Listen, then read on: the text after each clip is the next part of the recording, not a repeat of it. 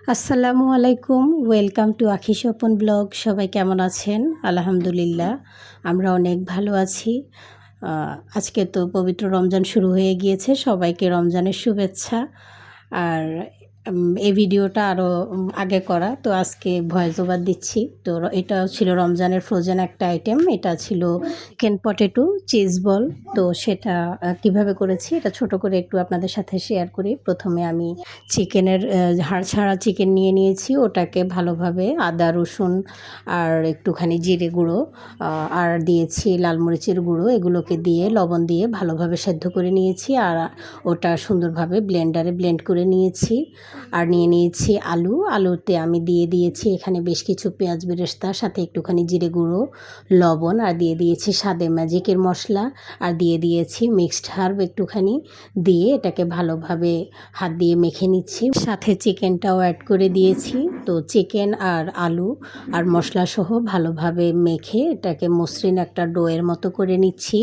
এটাকে ভালোভাবে মাখাতে হবে যেন সব কিছু সুন্দরভাবে মিশে যায় একেবারে চিকেন আলু, তারপরে হচ্ছে এখানে যে মশলাটা দিয়েছি সেটা। তো সব কিছু যখন ভালোভাবে মেশানো হয়ে গিয়েছে, এই পর্যায়ে আমি ছোট ছোট বল করে নিচ্ছি।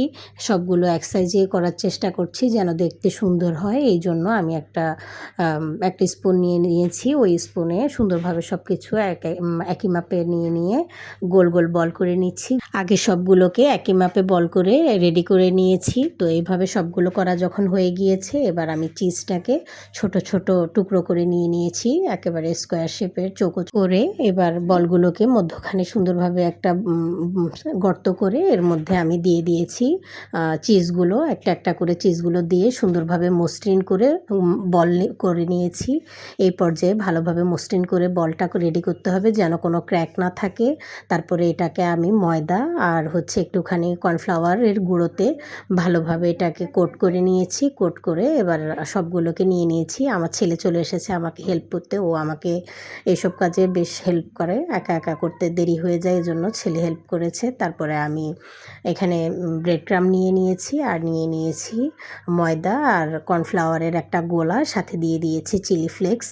তো এগুলো প্রথমে চিলি ফ্লেক্স আর যে লিকুইডটা করেছি, তো ওই লিকুইডে চুবিয়ে নিয়েছি এটাকে। নিয়ে তারপরে এবার আমি ব্রেড ক্রামে এটাকে গড়িয়ে নিয়েছি। ছেলেকে দেখিয়ে দিচ্ছি যে কিভাবে করতে হবে। ছোট মানুষ, গত বছর করেছে আর এবছর করছে অনেক দিন পর পরে, তো এজন্য ওকে একটু দেখিয়ে দিচ্ছি কিভাবে করতে হবে। তারপরে এটাকে দিয়ে সুন্দরভাবে গায়ে যেন ভালোভাবে লেগে যায়, হাত দিয়ে সুন্দরভাবে শেপ করে নিয়েছি। তো এইভাবে সবগুলো একে একে রেডি করে নিয়েছি। রেডি করার পরে এগুলোকে আমি এটাকে বেশ কিছুদিন ধরে সংরক্ষণ করব। এই জন্য এগুলোকে রেডি করার পরে আমি ডিপ ফ্রিজে রেখে দেব।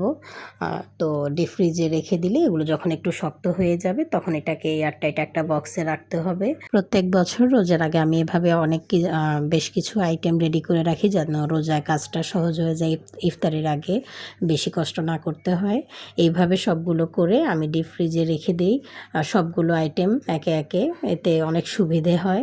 তো এই পর্যায়ে যখন সবগুলো আমার করা হয়ে গিয়েছে, এবার আমি এটাকে মুড়িয়ে ডিপ ফ্রিজে রেখে দেব। ফ্রিজে এটাকে 4-5 ঘন্টা রাখলে এটা শক্ত হয়ে যায়। তো এই পর্যায়ে যখন শক্ত হয়ে গিয়েছে, এবার আমি এটাকে একটা এয়ারটাইট বক্সে নিয়ে নিয়েছি। আমার এই রেসিপিটি যদি আপনাদের ভালো লেগে থাকে অবশ্যই বাসায় ট্রাই করবেন। আর একটা করে লাইক করবেন, কমেন্টস করবেন, শেয়ার করবেন, আর ফলো বাটনে ক্লিক করে আমার পাশেই থাকবেন। আর যারা ইউটিউব থেকে দেখছেন আমার চ্যানেলটিকে অবশ্যই সাবস্ক্রাইব করে দেবেন।